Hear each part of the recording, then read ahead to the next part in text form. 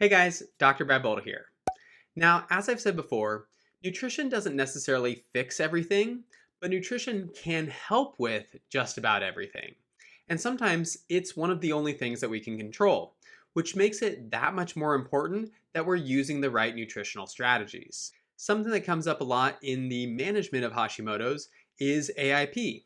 And that's why in today's video, we're going to talk about specifically nightshades and whether or not you need to be avoiding black pepper as part of your strategy to make sure you're having the best success possible. And of course, if you like learning about nutrition and all the other natural strategies to support your Hashimoto's and hypothyroid symptoms, don't forget to give this video a thumbs up, subscribe to the channel, click on the bell for video notifications, and also if you're interested in getting more help and support, make sure you stick till the end of this video. That way you can learn about my course, Natural Hashimoto's Transformation. So as I said, for many people with Hashimoto's, they often find themselves examining the AIP diet and trying to figure out whether or not it makes sense for them.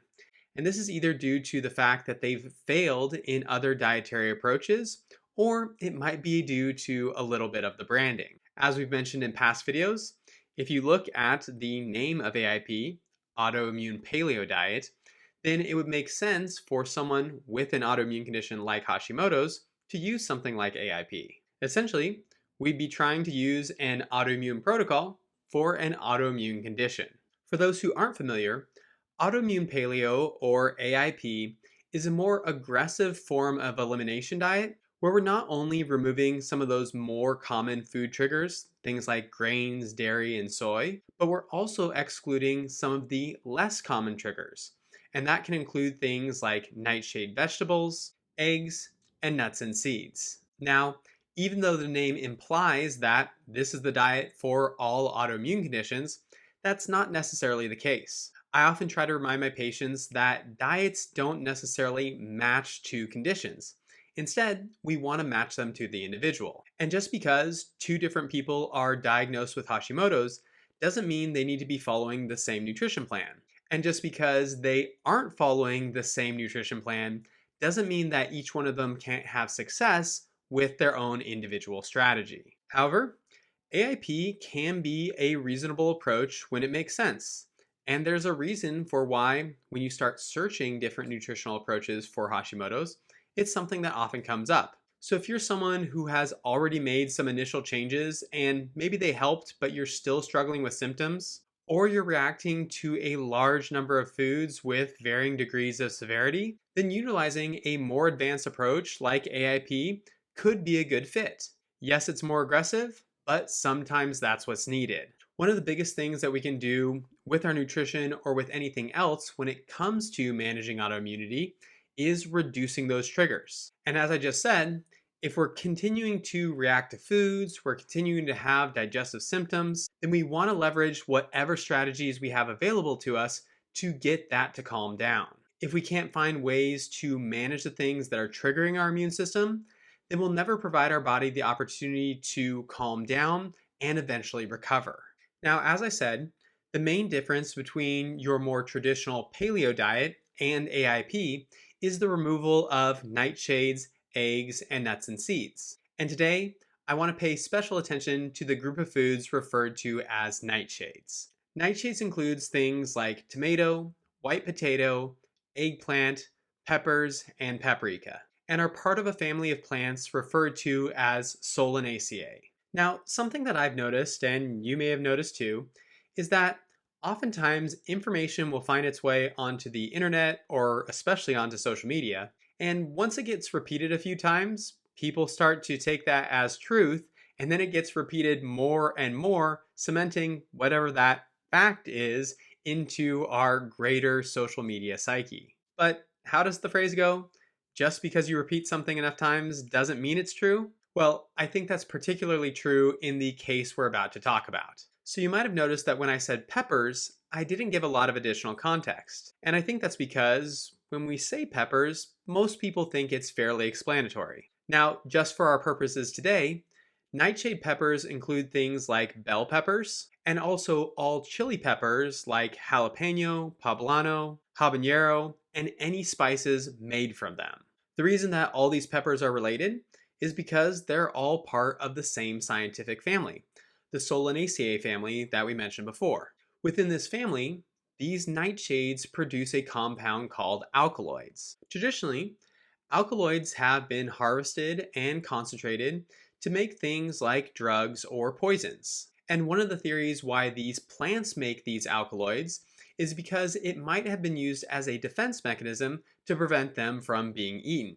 One of my favorite examples of this is an alkaloid that you probably know, which is nicotine. Nicotine is actually a neurotoxin for certain insects, and over the years has been used as a pesticide. In fact, some of the more modern synthetic pesticides are still based off of the general molecular structure of nicotine. Nicotine is not the only alkaloid. It's just a fun example. And there's actually been tens of thousands of alkaloids that have been identified. But for the edible plants that are part of our diet, it's thought that these alkaloids, even though they might be in low concentrations, could cause some problems and digestive disturbances for people who tend to be a little bit more sensitive.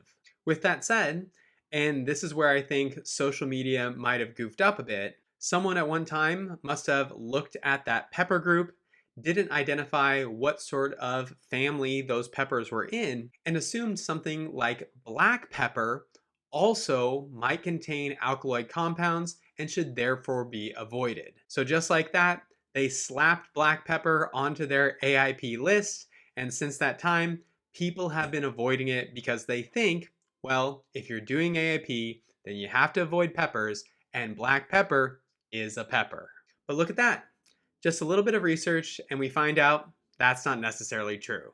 Even though you would think that black pepper goes in the same group as all those other peppers, it's actually not a nightshade and doesn't contain any alkaloid compounds. Instead of being from the family Solanaceae, black pepper is from the family of plants called Piperaceae. The plant produces a fruit called peppercorn, which is then eventually dried and made into the spice that we all know. So depending on your own individual research and experimentation, you might be someone who may or may not do better when you remove nightshades from your diet. But no matter what your answer is to that question, it really has no bearing on the intake of black pepper. Again, black pepper comes from a plant that is in an entirely different family than all those peppers that we might be concerned about. So if you are avoiding peppers, you're avoiding nightshades in general, and you're trying to follow an AIP diet, you shouldn't be worried about black pepper as it doesn't fit those parameters and very likely isn't causing you any issues.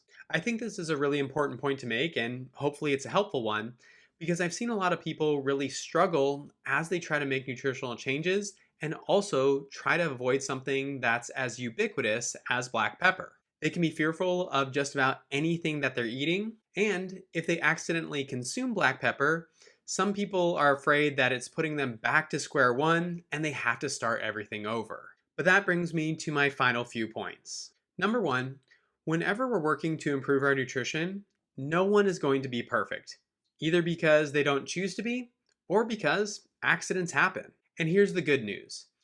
Even in the situations where someone is very sensitive to a particular food and they have a severe reaction to it, that still doesn't erase all the hard work that they've done up until that point. The consistency of your choices is going to carry the most weight.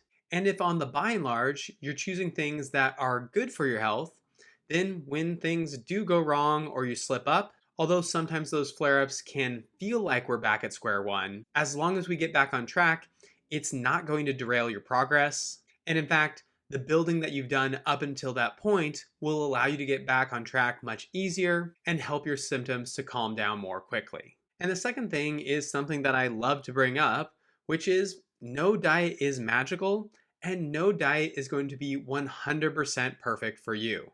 Are diets helpful? Absolutely.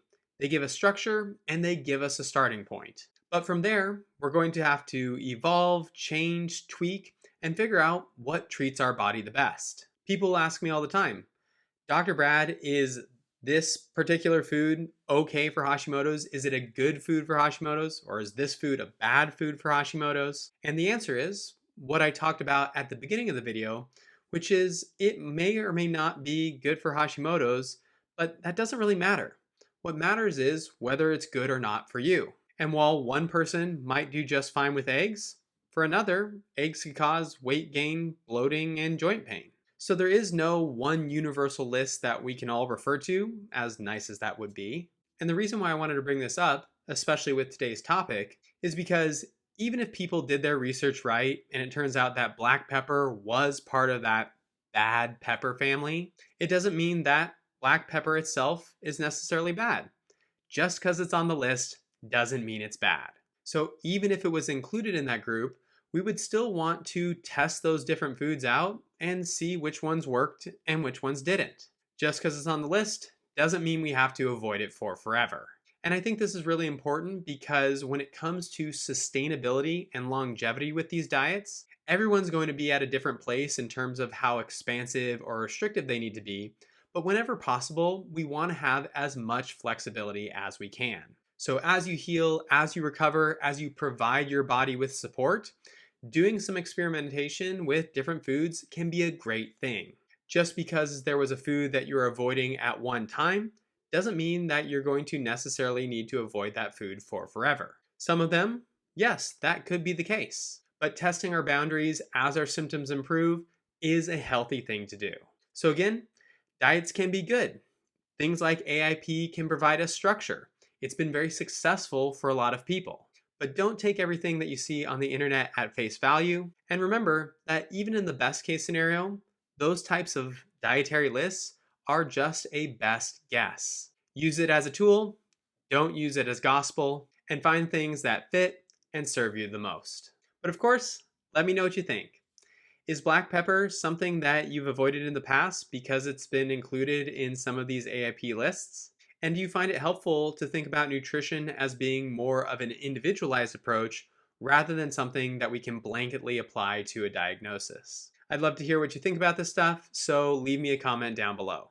Additionally, if you like this video but you need more help, then I'd recommend sending an email to contact@seattlethyroidhelp.com and requesting a free consultation to see if you're a good fit for my course, Natural Hashimoto's Transformation.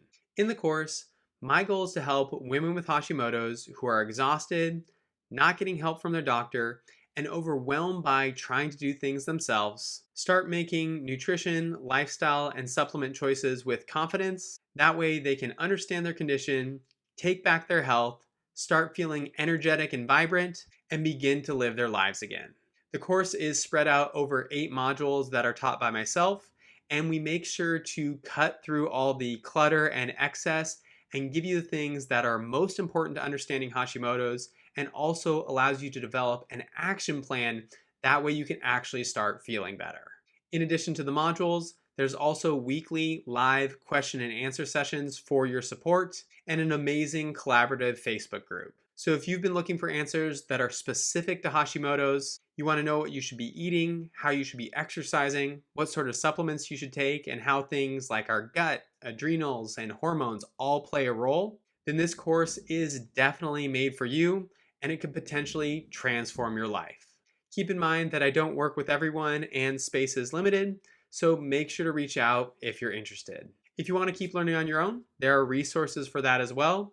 You can check out any of the other videos or playlists right here on my YouTube channel.